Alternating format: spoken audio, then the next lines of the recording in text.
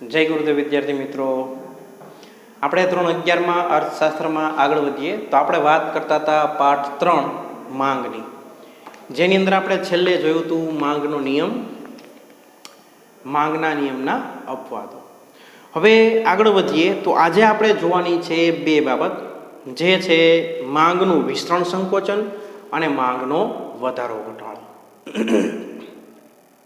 હવે આ માંગનું વિસ્તરણ સંકોચન અને માંગનો વધારો ઘટાડો જે છે, આ બંને બાબત શું છે? તો આપણે સૌથી પહેલાં માહિતી મેળવીએ માંગના વિસ્તરણ અને સંકોચનની. તો માંગનું વિસ્તરણ અને સંકોચન જે છે એ કિંમત અને માંગ વચ્ચેના સંબંધને દર્શાવે છે કે કિંમતમાં પરિવર્તનના કારણે માંગમાં કેવી રીતે ફેરફાર થાય છે, કેટલો ફેરફાર થાય છે, આ બંનેના સંબંધને વિસ્તરણ સંકોચન દ્વારા દર્શાવી શકાય. તો જો આપણને કહે છે કે અન્ય પરિબળો યથાવત રહે અને વસ્તુની કિંમત ઘટતા વસ્તુની માંગમાં વધારો થાય તે માંગનું વિસ્તરણ, અને વસ્તુની કિંમત વધતા વસ્તુની માંગમાં ઘટાડો થાય તે માંગનું સંકોચન. આ શું કહેવા માગે છે કે અન્ય પરિબળો યથાવત રહે, કિંમત સિવાયના જે અન્ય પરિબળો છે એમાં કોઈ ફેરફાર નથી થતો, પણ કિંમત ઘટતા માંગ વધે તો વિસ્તરણ અને કિંમત વધતા માંગ ઘટે તો સંકોચન. આ સંબંધને દર્શાવી તો વિસ્તરણ સંકોચન કહેવાય. તો આ વિસ્તરણ સંકોચનને સમજવા માટે આપણે અનુસૂચિના આકૃતિની મદદથી આગળ વધીએ. તો જો અનુસૂચિ આપણને બોર્ડ ઉપર આપેલી છે કે એની અંદર કિંમત અને માંગ વચ્ચેનો સંબંધ છે. કિંમત ઘટે છે 5, 4, 3, 2, 1 અને માંગ વધે છે 1, 2, 3, 4 ને 5. આ બેનો વ્યસ્ત સંબંધ આપણે જાળવી રાખેલો છે. હવે આપણે શું કરશું? તો હવે આપણે આ અનુસૂચિ ઉપરથી આકૃતિ બનાવીશું, અને આકૃતિ જે છે એ એકદમ સરળ છે. ચોપડીમાં આપેલી છે એવી આકૃતિ આપણે નહીં દોરી, પણ આપણે આપણી રીતે આકૃતિ દોરીશું. તો જો આપણે આકૃતિ દોરીએ તો સૌથી પહેલાં આપણને ખ્યાલ છે, જે રીતે માંગમાં જોયું હતું એ જ રીતે, કે આપણે જે આકૃતિ છે એમાં બે અક્ષ આવશે, એક એક્સ અક્ષ અને એક વાય અક્ષ.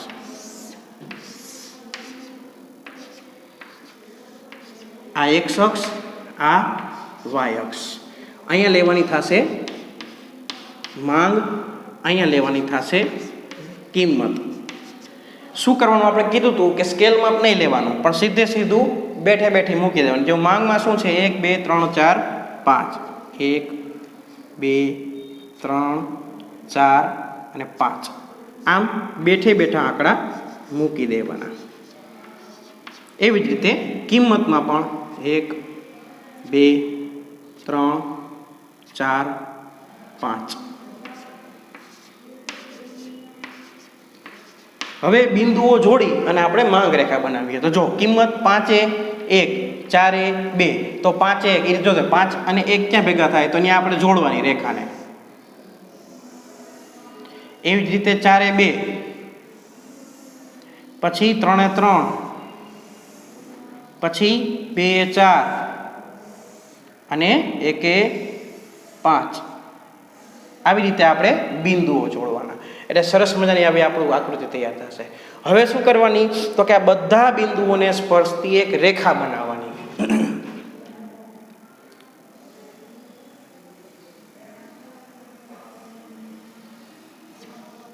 એને નામ આપવાનું ડીડી. અહીંયા લખી નાખવાના બિંદુઓ A, B, C, D અને E. આ શું છે? આપણી માંગ રેખા છે. બરાબર છે? આ આપણી આકૃતિ તૈયાર થઈ. હવે આકૃતિ ઉપરથી આપણે વિસ્તરણ સંકોચન સમજીએ. તો આકૃતિ ઉપરથી વિસ્તરણ સંકોચન સમજવું હોય તો આપણે જો હવે આપણે આકૃતિ આગળ દોરતા જઈએ અને સમજતા જઈએ. તો શું છે માંગનું વિસ્તરણ અને સંકોચન? તો સૌથી પહેલાં તો આપણે આની સમજૂતી આધારે લખતા જઈએ. તો સમજૂતીમાં આપણી શરૂઆત ક્યાં કરવાની? તો કે અન્ય પરિબળો યથાવત રહેતા વસ્તુની કિંમતમાં ઘટાડો થતાં જે માંગ વધે છે તેને વિસ્તરણ કહેવાય. એટલે સૌથી પહેલાં આપણે વિસ્તરણ સમજીએ. તો એમાં શું છે? તો કે સૌથી પહેલાં માનો કે આપણે વસ્તુની કિંમત ₹3 ધારી લઈએ તો આપણે આપણી રીતે બનાવે. માનો કે વસ્તુની કિંમત 3 છે ત્યારે વસ્તુની માંગ 3 એકમ જોવા મળે છે.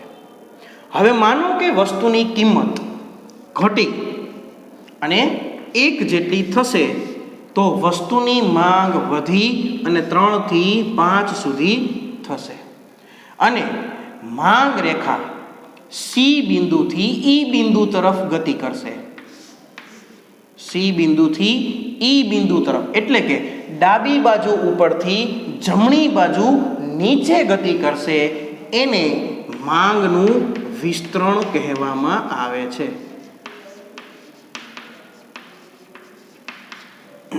ફરી પાછું જે લીટી આપણામાં જોઈ કે વસ્તુની કિંમતનો ઘટાડો માંગમાં જે વધારો લાવે છે એને વિસ્તરણ કહેવાય. અનુસૂચિની આકૃતિમાં સમજીએ તો જો આપેલું છે કે જ્યારે વસ્તુની કિંમત 3 હોય ત્યારે વસ્તુની માંગ પણ 3 એકમની હોય છે, પણ વસ્તુની કિંમત 3 થી ઘટીને 1 એકમની થાય છે ત્યારે વસ્તુની માંગ 3 થી વધીને 5 એકમની થાય છે. અને આ બિંદુઓ છે એમાં માંગ રેખા સી બિંદુથી ઈ બિંદુ તરફ ગતિ કરે છે એટલે ડાબી બાજુ ઉપરથી જમણી બાજુ નીચે ગતિ કરે જેને માંગનું વિસ્તરણ કહેવાય. વિસ્તરણ એટલે વધારો. જો 3 થી 5 થઈ માંગ વધી એટલે માંગનું વિસ્તરણ કહેવામાં આવે છે. અને આનાથી ઉલટું આપણે લઈ માનો કે કોઈ પણ વસ્તુની કિંમત 3 છે અને કિંમત વધી અને 5 થવા પામે છે ત્યારે વસ્તુની માંગ 3 થી ઘટી અને 1 એકમની થાય છે અને માંગ રેખા સી બિંદુથી એ બિંદુ તરફ એટલે કે જમણી બાજુ નીચેથી ડાબી બાજુ ઉપર ગતિ કરે છે. એને માંગનું સંકોચન કહેવામાં આવે છે. અને આ રીતે વિસ્તરણ સંકોચન દર્શાવી શકાય છે. ફરી પાછું જોઈએ. માંગનું વિસ્તરણ સંકોચન એ કિંમત અને માંગ વચ્ચેના વ્યસ્ત સંબંધને દર્શાવે છે. કિંમત વધે તો માંગ ઘટે એટલે સંકોચન અને કિંમત ઘટે તો માંગ વધે એટલે વિસ્તરણ. અનુસૂચિ કિંમત 5 4 3 2 1 માંગ 1 2 3 4 5.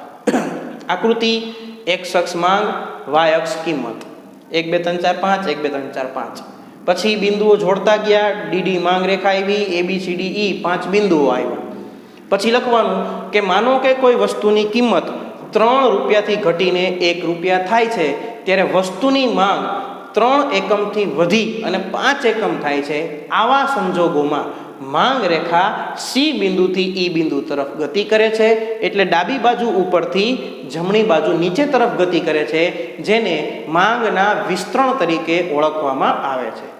અને તેનાથી ઉલટું માનો કે કોઈ વસ્તુની કિંમત 3 થી વધીને 5 થશે ત્યારે વસ્તુની માંગ ઘટી 3 એકમથી 1 એકમની થશે અને આવા સંજોગોમાં માંગ રેખા સી બિંદુથી એ બિંદુ તરફ ગતિ કરશે એટલે કે જમણી બાજુ નીચેથી ડાબી બાજુ ઉપર તરફ ગતિ કરશે જેને માંગનું સંકોચન કહેવામાં આવે છે.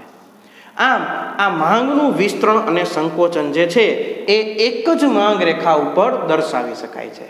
જ્યારે માંગ રેખા ડાબી બાજુ ઉપરથી જમણી બાજુ નીચે આવે તો વિસ્તરણ અને જમણી બાજુ નીચેથી ડાબી બાજુ ઉપર જાય તો સંકોચન. પણ આ એક જ માંગ રેખા ઉપર આપણે માંગનું વિસ્તરણ અને સંકોચન દર્શાવી શકીએ છીએ. આ આપણે જોયું માંગનું વિસ્તરણ અને સંકોચન જે કિંમત અને માંગ વચ્ચેના વ્યસ્ત સંબંધને દર્શાવે છે. હવે આવે છે માંગમાં વધારો ઘટાડો. તો માંગમાં વધારો ઘટાડો જે છે એ આના કરતાં ઉલટું વિચારી લેવાનું.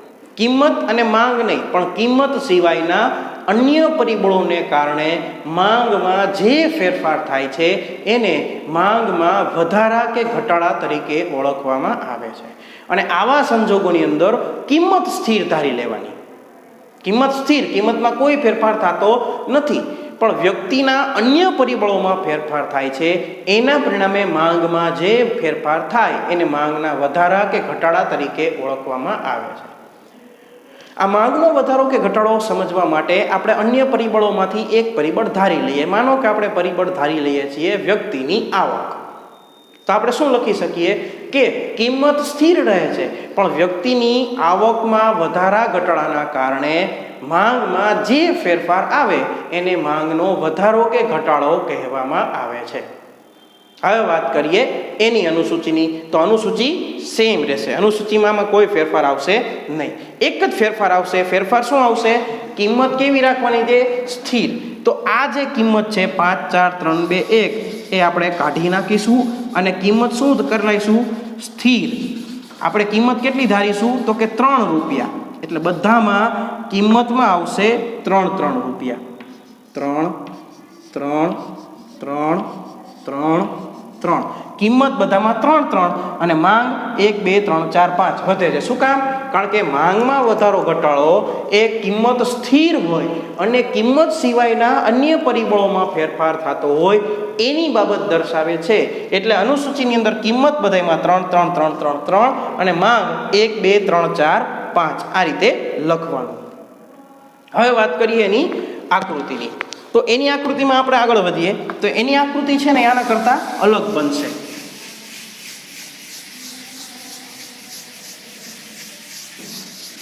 એની આકૃતિની વાત કરીએ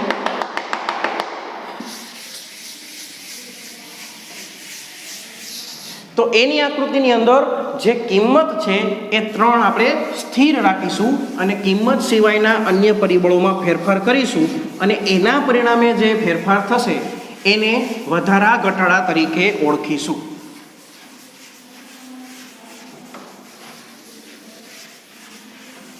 તો જો હવે આપણે એની આકૃતિ બનાવીએ. એની આકૃતિમાં પણ સેમ 2 જ અક્ષ લેવાના છે.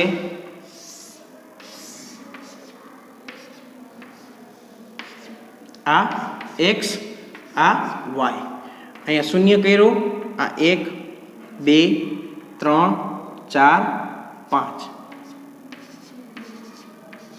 આ શું છે? માંગ. અહીંયા શું લેવાનું છે? કિંમત.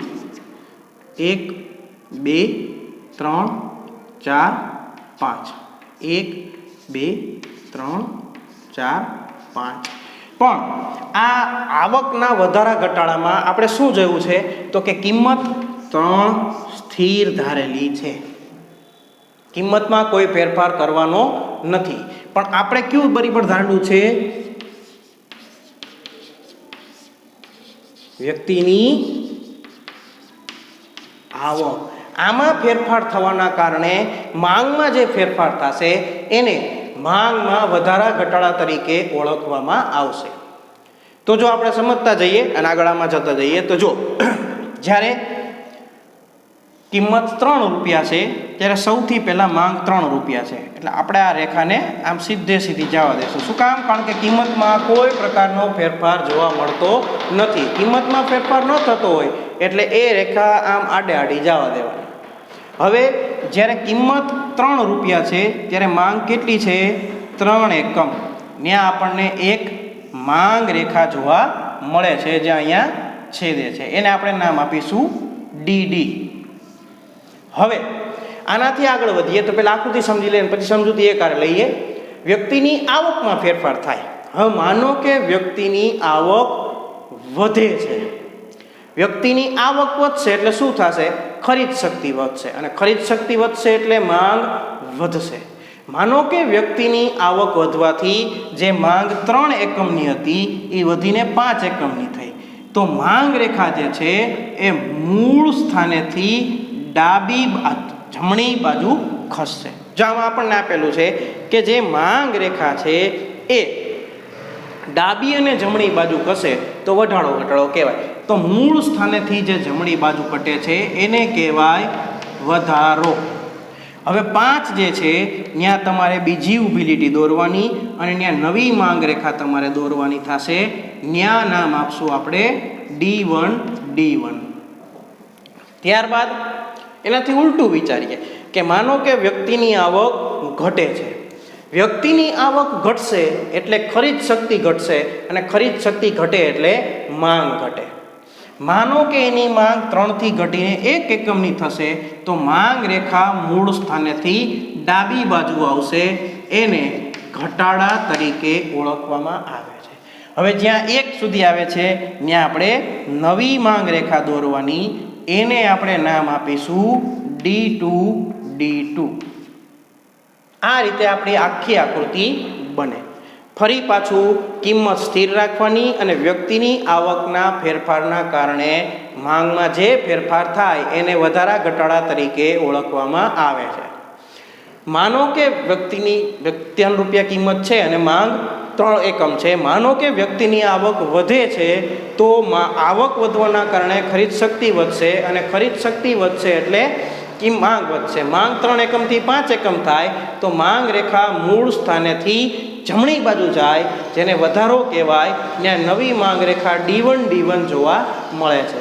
આનાથી ઉલટું, માનો કે વ્યક્તિની આવક ઘટે છે તો માંગ રેખા મૂળ સ્થાનેથી ડાબી બાજુ આવશે. માનો કે 3 એકમથી 1 એકમ આવી તો એને કહેવાશે ઘટાડો, જ્યાં નવી માંગ રેખા D2 D2 જોવા મળશે.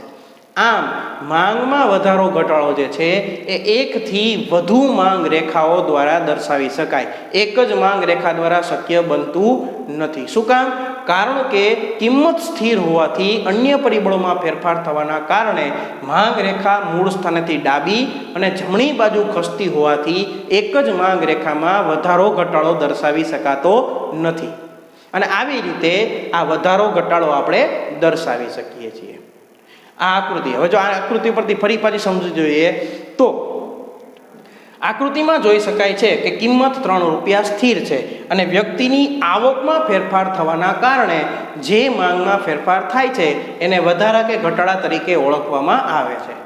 માનો કે વ્યક્તિની આવક વધે છે તો વ્યક્તિની આવક વધવાના કારણે ખરીદ શક્તિ વધતી હોવાથી વસ્તુની માંગ વધારશે. માનો કે વસ્તુની માંગ 3 એકમથી 5 એકમ થતી જશે તો માંગ રેખા મૂળ સ્થાનેથી જમણી બાજુ ગતિ કરશે અને ત્યાં નવી માંગ રેખા D1 D1 જોવા મળશે, જેને માંગમાં વધારા તરીકે ઓળખવામાં આવે છે. એનાથી ઉલટું, માનો કે વ્યક્તિની આવકમાં ઘટાડો થાય છે તો વ્યક્તિની આવકમાં ઘટાડો થવાના કારણે વ્યક્તિની ખરીદ શક્તિ ઘટશે એટલે માંગ ઘટશે. માનો કે માંગ 3 એકમથી 1 એકમ ઘટે છે. આવા સંજોગોમાં માંગ રેખા મૂળ સ્થાનેથી ડાબી બાજુ આવશે, જ્યાં નવી માંગ રેખા D2 D2 જોવા મળશે, જેને માંગમાં ઘટાડા તરીકે ઓળખવામાં આવે છે. આમ કિંમત સ્થિર હોય અને અન્ય પરિબળોમાં ફેરફાર થવાના કારણે માંગમાં જે ફેરફાર થાય છે એને વધારા ઘટાડા તરીકે ઓળખવામાં આવે છે. આ આપણે વાત કરી વધારા ઘટાડાની. જો આકૃતિ કઈ રીતે દોરવી, અનુસૂચિ કઈ રીતે દોરવી, વિસ્તરણ સંકોચન હોય તોય ભલે કે વધારો ઘટાડો હોય તોય ભલે, પણ સરળતાથી આપણે યાદ રાખવું જોઈએ. તો આપણે આ બેય બાબત એકદમ સરળતાથી સમજી શકીશું. આ આપણે જોયું માંગમાં વિસ્તરણ સંકોચન અને માંગમાં વધારો ઘટાડો. હવે આવે છે વ્યક્તિગત માંગ અને બજાર માંગ. હવે વ્યક્તિગત માંગ અને બજાર માંગની અંદર શું છે તો કે એની આકૃતિઓ અને અનુસૂચિ છે ને આપણને ક્યાંય પણ ઉપયોગમાં આવતી નથી કે ક્યાંય પૂછાતી નથી, એટલે આપણે એનો ઉપયોગ કરતા નથી.